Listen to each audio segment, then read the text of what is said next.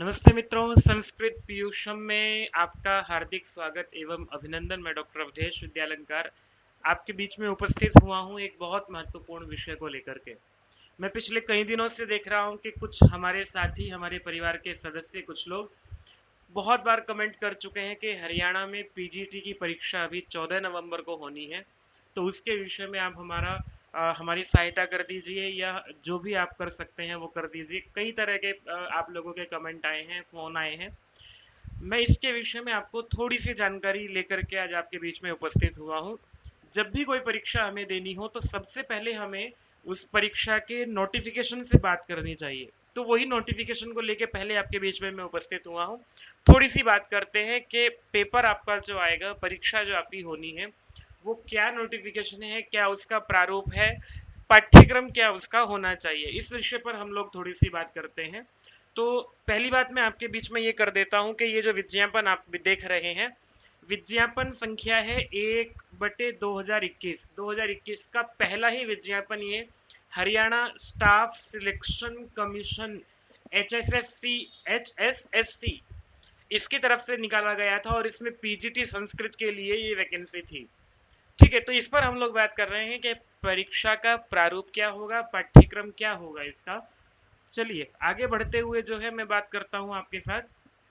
पहले विज्ञापन में जो बात कही गई है, और इसको आप जाकर के देख सकते हैं hssc.gov.in। मुझे बड़ी मशक्कत करके ये विज्ञापन ढूंढना पड़ा, बहुत आसानी से नहीं मिल रहा था। तो सामान्य रूप से जो ये आपका विज्ञापन निकला था 11 फरवरी 2021 में निकला था, और इसकी कुछ ये जानकारी ऐसी है, इसकी हमें इस समय आवश्यकता नहीं है, परंतु मुझे आपके बीच में ये पूरा रखना था, इसलिए मैं आपके बीच में इस पर बात कर रहा हूँ। इसमें जो विज्ञापन था, ये विज्ञापन था क्या, 534 पोस्ट थी पीजीटी संस्कृत को लेकर के। कोई एक ऐसा नोटिस और दिखाई दिया है जिसमें थोड़ा सा इसमें कुछ परिवर्तन था, किसी वेबसाइट पर था, पर मुझे इसके विषय में बहुत अधिक प्रामाणिक जानकारी या कोई HSSC के द्वारा कोई निकला हुआ ऐसा कोई नोटिफिकेशन नहीं मिला कि वर्तमान में पोस्ट की संख्या क्या है। तो मैं इसी के आधार पर लेकर के चल रहा हूँ कि 534 पोस्ट हैं, जो कि post graduate teachers PGT Sanskrit के लिए हैं। ये ग्रुप बी की सर्विस होती है, department of secondary education Haryana के ये वैकेंसी है, और निकाली है ये हरियाणा स्टाफ सिलेक्शन कमीशन ने। चलिए, पोस्ट जो हैं वो जनरल में 325 हैं, एससी में 119 हैं, और बीसीए 59, बीसीबी 31। बाकी सब जानकारी जो है वो है ही आपके सामने। तो ये महत्वपूर्ण मुद्दा नहीं है। महत्वपूर्ण मुद्दा जो हमारी आज की बात का है वो है एग्जाम जो है आपका कब होना है। पहली बात तो आपको विधिवत जानकारी होनी चाहिए। ये इसके लिए फिर से एक नोटिस निकला था, और उस नोटिस में बताया गया है कि आपका जो एग्जाम होना है वो होना है 14 नवंबर को, रविवार को, शाम के समय में 3 बजे से लेकर के 4:30 बजे तक के बीच में रिटर्न एग्जामिनेशन होगा। पहली बात तो आपको ये ध्यान रखनी है, रिटर्न एग्जामिनेशन है 3 बजे से 4 बजे के बीच में आपका 3 से 4:30 यानी 1.5 घंटे का समय आपको इसके लिए मिलेगा। लेकिन एक बात ये ध्यान रखनी है, रिपोर्टिंग टाइम जो है वो 1 बजे दिया हुआ है। मतलब ये है कि 2 घंटे पहले रिपोर्टिंग टाइम है, और उसमें भी अगर पेपर से 1 घंटा पहले आप नहीं पहुंचते हैं तो फिर आपको नो एंट्री हो जाएगी, आपको एंट्री नहीं मिल पाएगी। ये पहली बार मैंने किसी परीक्षा में ऐसा देखा है कि 2 घंटे पहले आपको बुला रहे हैं, और परीक्षा से 1 घंटा पहले ही कह दे रहे हैं कि अगर आप नहीं पहुंचे तो आपकी एंट्री नहीं होगी। तो इसलिए ये थोड़ी सी जानकारी विशेष है आप लोगों के लिए, ये ध्यान लेकर के चलिएगा। चलिए ठीक है, अब तक तो ये सामान्य बात है। ये विज्ञापन निकला था, आपने इसको भरा होगा, इसमें पोस्ट कितनी क्या थी, क्वालिफिकेशन क्या थी, वो हमारा विषय आज का नहीं है। मैं तो केवल इस पर ये बात करने आया हूँ कि इस विज्ञापन का जो ये जो विज्ञापन, ये नोटिफिकेशन मेरे सामने जो दिख रहा है, जो आप देख रहे हैं स्क्रीन पर, उसमें हमारे काम की अब क्या बात है जब हम अपनी परीक्षा की तैयारी कर रहे हैं। क्राइटेरिया फॉर सिलेक्शन जो है वो हमारे काम का है। यहाँ से एग्जामिनेशन एंड सिलेबस, इसको लेकर के कुछ बातें कही गई हैं, वो हमारे काम का विषय है। यहाँ से the scheme of marks in respect of selection of the two the post shall comprise of total 100 marks as detailed below। आपको जो है 100 मार्क्स के 100 नंबर के आधार पर आपका चयन होगा, जिसमें से एक रिटन एग्जाम होगा जो कि 90 नंबर का है, और socio economic criteria and experience के जो है वो 10 नंबर आपको और मिलेंगे। तो इस पर भी हम लोग अभी बात नहीं कर रहे हैं, आज हम लोग बात करेंगे 90 नंबर को लेकर के। पहली बात ये बताऊं मैं आपको, नोटिफिकेशन में ऐसा कोई क्लैरिफिकेशन नहीं है कि 90 नंबर का डिस्ट्रीब्यूशन जो है किस आधार पर किया जाएगा। परसेंटेज जरूर दे दी है, लेकिन ये नहीं कहा है कि प्रश्न कितने आएंगे। मुझे ऐसा भी बताया गया, ऐसा भी मैंने कुछ देखा है, कुछ प्रश्न पत्र विगत वर्षों के जो अभी मिल रहे हैं, किसी में 80 प्रश्न भी आए हैं, किसी में 90 प्रश्न आ जाते हैं। अगर 80 प्रश्न आपको एमसीक्यू आ रहे हैं तो आपको ये नहीं पता कि उसमें से 90 नंबर पर कैसे उसका वो करेंगे। उन पर सब ये जो कुछ प्रश्न हैं जो अभी बने हुए हैं, मेरे भी बने हुए हैं और आपके भी बने हुए होंगे, तो इन पर जैसे जैसे कुछ जानकारी मिलती रहेगी वो चर्चा हम आगे कर लेंगे। फिलहाल जो है वो हमारे पास ये मुद्दा है कि 90 नंबर की आपकी परीक्षा होनी है, जो रिटर्न एग्जाम आपका होना है। अब ये 90 नंबर किस हिसाब से बांटे गए हैं? 75% जो आपका वेटेज है, उसमें इन 90 नंबर में से 75% पेपर आपका आएगा general awareness, reasoning, maths, science, computer, English, Hindi and concerned और रिलीवेंट सब्जेक्ट एज एप्लीकेबल। जो विषय आपने भरा है वो भी इसी 75% में आ गया है। मतलब ये है कि आपको अगर 90 नंबर का हम 75% जोड़ लेते हैं तो 75 यानी कि 22.5 कम कर दे तो 25 नंबर 225, 22.5 नंबर का तो आ जाएगा आपका सेक्शन बी, और ये हो जाएगा आपका 67.5 नंबर का। यानी 67 68 नंबर में आपका क्या क्या आएगा? आपका सब कुछ है, जिसमें जनरल अवेयरनेस भी है, रीजनिंग भी है, मैथ्स भी है, साइंस भी है, कंप्यूटर भी है, अंग्रेजी भी है, हिंदी भी है, इतने सारे विषय भी हैं इसमें। और आपका जो सब्जेक्ट है वो भी इसी में है। ये भी अपने आप में एक विचित्र सी बात है, क्योंकि हम जैसे देखते हैं अभी दिल्ली में परीक्षा हुई है तो उसमें ये रहता है कि 100 नंबर का सब्जेक्टिव था, 100 नंबर का ऑब्जेक्टिव था। प्रायः यही देखा जाता है कि कम से कम जो है वो 50% सिलेबस जरूर रहता है, लेकिन यहाँ आपको इस 90 नंबर में से 67 68 नंबर में 75% में सिलेबस भी आपका है और आपका सब्जेक्ट भी, और बाकी सारी चीजें भी वो इसी में आ जाती हैं। और जो पुराने पेपर दिख रहे हैं, एक पेपर जो अभी मिला है 2015 वाला, 2016 में हुआ था, उसमें 80 प्रश्न हैं।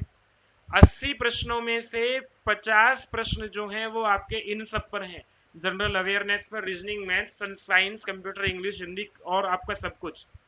ठीक है, या फिर ये हरियाणा वाला भी, और उसमें से 30% 30 प्रश्न जो हैं वो आपके संस्कृत के हैं। ठीक है, तो कुछ और भी बातें इस पर करते रहेंगे हम लोग आपको। दूसरी बात जो है, 25% जो आपका history, cultural, current affair, literature, geography, civics, environment, culture, etc of Haryana, Haryana से जो है वो 25% जो है 22-23 नंबर का आपका केवल हरियाणा पर केंद्रित रहेगा। तो मुझे ऐसा लगता है आपको इसकी तैयारी करते समय ये ध्यान रखना चाहिए, संस्कृत को आप अगर केंद्र में रख करके केवल संस्कृत को पढ़ेंगे और ये बाकी सारी चीज़ों पर चर्चा नहीं करेंगे, तो इसमें आपका बहुत बड़ा नुकसान होने वाला है। नहीं तो ये होता है, जैसे दिल्ली में अभी परीक्षा हुई है DSSB में, टीजीटी या पीजीटी, जो भी कोई भी परीक्षा आप देख लेते हैं, तो उसमें केवल क्वालिफाइंग रहता है, ये बाकी सब कुछ, और सब्जेक्ट अगर आपका अच्छा है तो आप उसमें अच्छा कर जाते हैं। लेकिन यहाँ इससे काम नहीं बनेगा, आपके सब्जेक्ट के तो केवल 30 नंबर आएंगे, बाकी का सब जो है वो, बाकी सब जो विषय है उनसे आएगा। तो चलिए, उनका विषय जो है general awareness, reasoning, math, science, इस सब पर हम लोग बात नहीं करेंगे, हम लोग बात करेंगे केवल और केवल 30 नंबर पर। अब इसका पाठ्यक्रम क्या है? पाठ्यक्रम को लेकर के जो है इसमें पूरे नोटिफिकेशन में कहीं कुछ नहीं दिया है कि ये पाठ्यक्रम है। बड़ी दुविधा वाली स्थिति हो जाती है, जैसे दिल्ली ने भी ऐसा किया कि आपको पाठ्यक्रम दिए बिना बात करने लगते हैं। तो इसमें स्थिति ये होती है कि विद्यार्थी के सामने संकट ये आ जाता है कि वो अपनी तैयारी करे कैसे जब पाठ्यक्रम नहीं है। तो इस पर हम लोग जो है, कैसे पता लगे क्या पाठ्यक्रम बनाएं? अपने घर से बैठ के पाठ्यक्रम नहीं बनाया जा सकता, पेपर में क्या आना है ये भी सोचना है। तो इसके लिए हम लोग एक काम ये कर सकते हैं कि हमारे जो विगत वर्षों के प्रश्न पत्र हैं, जो भी अब तक प्रश्न पत्र इस पीजीटी के लिए स्क्रीनिंग टेस्ट के लिए अब तक हमारे पास उपलब्ध हैं, उन पर हम लोग चर्चा कर सकते हैं, उनको हल करके ये देख सकते हैं कि प्रश्न कहाँ से बन रहा है। तो ये मैं आपके बीच में रखने वाला हूं। अब के बाद से मुझे जो जो प्रश्न पत्र उपलब्ध होता रहेगा उसको मैं आपके बीच में रखता रहूंगा, और उससे संबद्ध आगे की जानकारी आपको यथासंभव जितना समय मेरे पास रहे हो पाएगा इसके लिए। देखो, मैं आपको एक चीज पहले स्पष्ट करना चाहता हूं कि मैं आपके लिए यहाँ इसलिए उपस्थित हुआ हूँ इस विषय को लेकर के, क्योंकि मुझे बहुत अधिक कहा जा रहा था, बहुत लोगों ने बार बार कहा कि इस विषय को आप करा दीजिए, इसलिए मैं इसको करा रहा हूँ। लेकिन ये ध्यान रखना है कि मैं इसकी विधिवत तैयारी नहीं करा पाऊंगा, परंतु पुराने पेपर को देख करके कुछ मेरी ओर से जो भी आपको अधिक से अधिक सहायता हो पाएगी, मैं जो भी चीजें आपको इस चैनल के माध्यम से उपलब्ध करा पाऊंगा उपलब्ध करा दूंगा। तो अब मैं आपके बीच में एक बात जानकारी ये देना चाहता हूं कि कल मैं आपके बीच में लेकर के आऊंगा जो अभी हमारे पास प्रश्न पत्र उपलब्ध है, वो उस प्रश्न पत्र को देख करके मैं आपको ये बताऊंगा कि क्या आप अपनी तैयारी करते समय किन विषयों को पढ़ सकते हैं, क्या क्या चीजों को कहां कहां से पढ़ सकते हैं और कितना पढ़ना है, मुझे जो समझ में इस विषय को लेकर के आता है। ठीक है, मैं ऐसा नहीं कह रहा हूं कि मैं आपको पूरा अपने ऊपर आश्रित करके कहूं कि आप मैं आपको पूरी तैयारी करा दूंगा, नहीं। लेकिन जितना मेरी समझ में आ रहा है इस विषय को लेकर के, उतना मैं आपके बीच में इसको रखने का प्रयास करूंगा, क्योंकि आप लोगों ने बहुत विश्वास के साथ मुझे ये करने को कहा है। ठीक है, बाकी की जो इसकी जानकारियां हैं, हमें सिलेबस को लेके इस पे प्रश्न चिन्ह था कि सिलेबस क्या होगा, तो वो हमारा इस नोटिफिकेशन से नहीं मिलता है।